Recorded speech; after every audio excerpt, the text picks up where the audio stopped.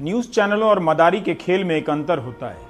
आपको पता होता है कि मदारी खेल ही दिखाएगा, लेकिन न्यूज चैनल वाले खेल करेंगे ये पता नहीं होता। आपको लगता है कि आपको खबर दिखाई जा रही है।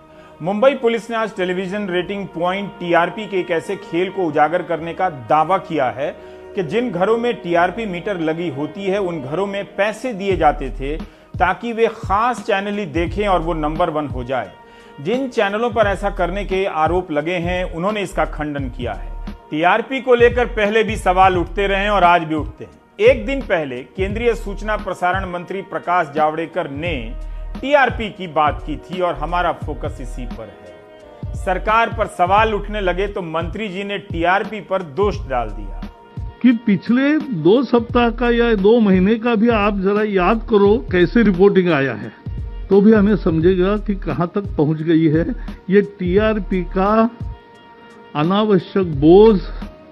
प्रकाश जावड़ेकर को 2 महीने के कवरेज का तो याद रहा, लेकिन थोड़ा सा ही पहले का याद कर लेते तो रफाल आ गया, रफाल आ गया, रफाल आ गया, राम मंदिर शिलान्यास या तबलीगी जमात का कवरेज भी सामने आ जाता। प्रकाश जावड़ेकर तबलीगी जमात के कवरेज का उदाहरण ला सकते थे, जिसके बारे में कई हाई कोर्ट के फैसले में जो टिप्पणियां की गई हैं वही बता देते।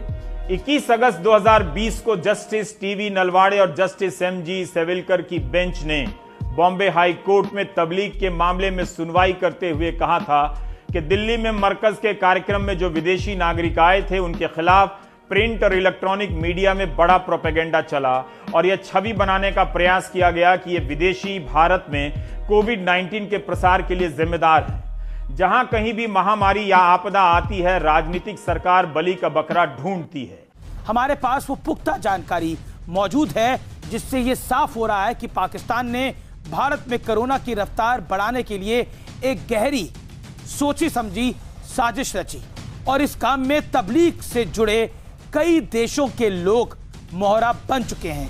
क्या तबलीगी मरकज का कवरेज भी टीआरपी के अनावश्यक बोझ के तहत हुआ या फिर किसी का आवश्यक दबाव था? इस कवरेज से जिन्हें राजनीतिक फायदा हो रहा था वो वही भाषा क्यों बोल रहे थे जो इन चैनलों के एंकरों की भाषा थी?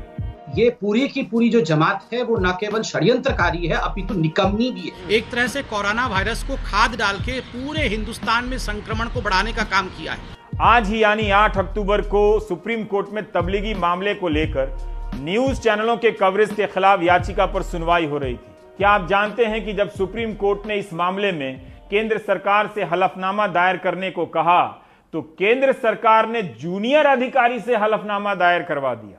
जूनियर अधिकारी से। इस बात को लेकर चीफ जस्टिस ने केंद्र सरकार को फटकार लगाई और कहा कि आप इस अदालत के साथ उस तरह से व्यवहार नहीं कर सकते जिस तरह से आप कर रहे हैं। चीफ जस्टिस ने कहा कि हलफनामे में कुछ टीवी चैनलों पर याचिकाकर्ताओं द्वारा लगाए गए आरोपों पर कोई प्रतिक्रिया नहीं दी गई है जो नफरत फैला रहे हैं। यह बेहद जरूरी बात है।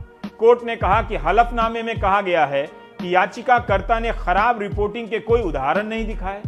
आप याचिकाकर्ता से सहमत नहीं हो सकते, लेकिन आप कैसे कह सकते हैं कि खराब रिपोर्टिंग की कोई मिसाल नहीं है? कोरोना वाली फैक्ट्री यानी तबलीगी जमात का आका मौलाना साद किसी शातिर अपराधी की तरह अपने पत्ते बिछा रहा है। तो तबलीगी नहीं, तालिबानी जमात वाले मौलाना साद, तालिबानी सोच रखने वाले मौलाना, तालिबानी सोच रखने वाले जमात के मुखिया मौलाना साद, तबलीगी नहीं तालिबानी जमात। मैं इसलिए कह रहा हूं क्योंकि तालिबानी मानसिकता की सोच रखते हैं पूरे देश में। इन्होंने सुसाइड बमर एक तरह से बनाकर भेज दिए। पिछले दिनों सुदर्शन टीवी एक कार्यक्रम करने वाला था। कार्यक्रम के प्रोमो में बताया गया कि यूपीएससी के नतीजे में कोई जिहाद हो गया है, जामिया के छात्र ज्यादा सफल हो गए हैं। मैं भगवान गणेश जी से प्रार्थना करता हूं। आज मैं हिंदुस्तान का एक ऐतिहासिक कार्यक्रम करने जा रहा हूं जिस पर देश के प्रधानमंत्री, सर्वोच्च न्यायालय और देश के पूरे तंत्र का ध्यान है। सुदर्शन टीवी के मामले में जस्टिस चंद्रचूड़ ने कहा कि एंकर की शिकायत यह है कि एक विशेष समूह सिविल सेवाओं में प्रवेश प्राप्त कर रहा है। यह कितना कपटी है। इस तरह के कपटी आरोप यूपीएससी परीक्षाओं पर प्रश्न चिन्ह लगाते हैं।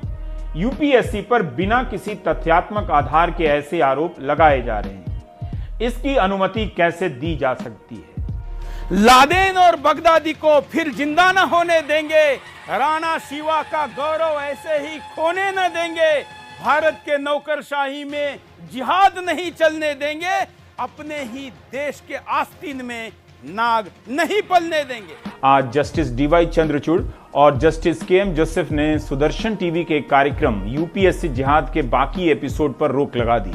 यूपीएससी जिहाद के नाम से सुदर्शन टीवी ने 9 कार्यक्रम बनाए थे, 4 का प्रसारण हो चुका था और 5 पर रोक लगा दी गई है। मुसलमान को मुसलमान मैं ना कहूं और आप कहें, आप क्या कहते हैं? ये देखिए हैदराबाद का गद्दार ये नमक हराम क्या कहता है। ये आप देखिए कि किस तरह से एक समुदाय विशेष के प्रति आपके दिमाग में जहर भरा जा रहा है और अब आपके सारे फैसले उस जहर के संदर्भ में होने लगे हैं। समाज में जो बच्चे हैं वो सांप्रदायिक होते जा रहे हैं।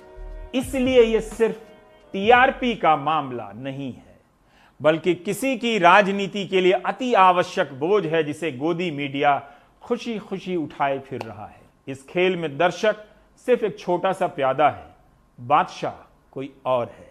नरेंद्र मोदी, नरेंद्र मोदी, नरेंद्र मोदी, नरेंद्र मोदी, नरेंद्र मोदी, नरेंद्र मोदी।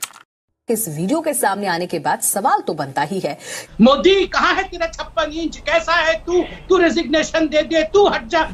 ठीक है, लेकिन टेंशन मत लीजिए, जब तक व्हाट्सएप में गुड मॉर्निंग भेजने की सुविधा है तब तक आपको कुछ नहीं होगा, मैं गारंटी देता हूं।